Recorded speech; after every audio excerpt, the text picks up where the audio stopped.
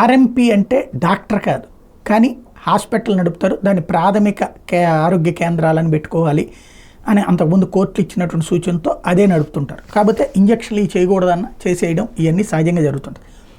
అట్లాంటి ఒక ఆర్ఎంపీ తను బయటకు వెళ్ళి తన భార్య చేత ఇంజక్షన్ చేయించడం, ఆ సందర్భంగా తలెత్తినటువంటి ఒక సమస్యని అడ్డుపెట్టుకుని అతని ఆస్తిని కొట్టేశాడు ఒక వైఎస్ఆర్ కాంగ్రెస్ పార్టీ కౌన్సిలర్. ఈ ఉదంతో నిజంగా ఇలాంటి వాళ్ళు ఎంతోమంది చేసిన ఎదవ పనులే జగన్కి ఇవాళ ఆ పరిస్థితి తెచ్చిపెట్టినాయి అనడానికి సజీవ సాక్ష్యమైందని చెప్పాలా.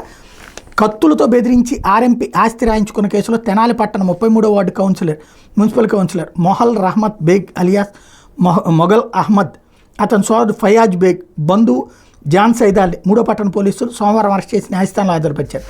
బాధితులు పోలీసులు ఇచ్చిన ఫిర్యాదు ప్రకారం పట్టణ పరిధి బాలాజీరావుపేటలో జోజికుమార్ అనే వ్యక్తి ఆర్ఎంపీగా ప్రాథమిక వైద్య సేవలు అందిస్తున్నారు. ఏడాది ఏప్రిల్ 29న ఆయన క్లినిక్కి గ్యాస్ సమస్యతో బాధపడుతున్న స్థానిక 35వ వార్డుకి చెందిన మహిళను కుటుంబ సభ్యులు తీసుకొచ్చారు. ఆ టైంలో జోజికుమార్ లేకపోవడంతో ఆయన భార్య జయశ్రీ భర్తకు ఫోన్లో విషయాన్ని తెలిపితే ఓ ఇంజక్షన్ చేయమన్నాడు.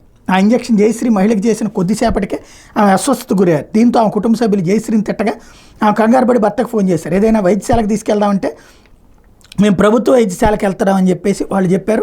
ఆటోలో వెళ్ళిపోయారు. తర్వాత జోజికుమార్ జయశ్రీ ప్రభుత్వ వైద్యశాలకు వెళ్తే వాళ్ళు అక్కడికి రాలేదు. మే 1న కొంతమంది క్లినిక్ దగ్గరకు వచ్చి దంపతులను కొట్టి గందరగోళం చేశారు. ఈ దశలో రంగప్రవేశం చేసిన వార్డు కౌన్సిలర్ మొహల్ రహమత్ బేగ్, మీరు చేసిన చికిత్స వల్ల ఆ మహిళ ప్రాణాలు కోల్పోయింది, వాళ్ళు మీ క్లినిక్ పగలగొడతామంటున్నారు, నేను మాట్లాడి పంచాయతీ చేస్తానని చెప్పి బెదిరించడం ప్రారంభించారు.